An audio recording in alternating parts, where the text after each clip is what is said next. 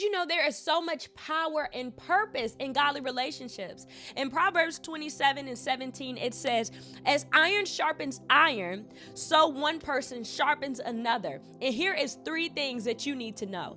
Number one, you should be motivated to grow. If you notice that one piece of iron, one tool cannot sharpen by itself. So it's saying it cannot sharpen without the presence of another person.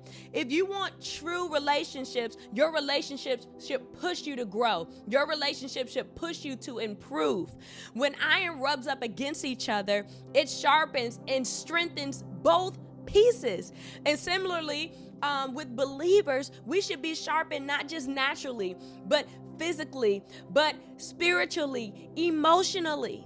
Sharpening process involves encouragement as well as correction and accountability, because there's no true sharpening going on if there's no friction. There's no true sharpening going on if nobody's telling you when you're wrong, when you've missed a mark, or when they're saying, hey, I think you need to pray about that first, because that will truly show where you're at spiritually. That will truly show if you're willing to grow when somebody can tell you when you're wrong.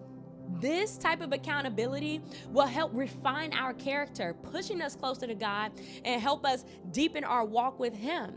And if you have that type of godly friend, that type of godly mentor that you seek after, they will help point out little things in you that you may overlook, you may not see, that you could be blind to, but doing it with grace, doing it with love, and knowing that, hey, they have your best interests at heart. Number two, sharpening requires vulnerability.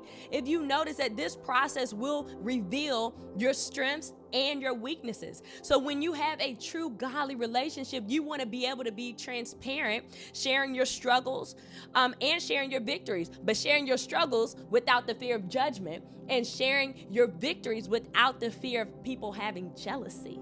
Number three, having a willingness, a willing heart, knowing that these sharpening relationships may not always be comfortable, but they will hold us accountable, meaning that sometimes we may have to have those tough conversations and speak the truth in love. If you are seeking relationship like this, pray to the Lord and say, Lord, take away the ones from my life that are pulling me away from you, that are not sharpening me. But Lord, bring the ones in my life who are divine connections, the ones in my life who are godly connections, the ones in my life who will sharpen me. As you're saying in this verse, Lord, put me in the right place at the right time that I may meet them. Lord, show me where I need to go. Show me the people who I need to approach. And Lord, lead me, guide me, so that I may be able to be at the right place at the right time, that I can meet the people who you want me to be connected with.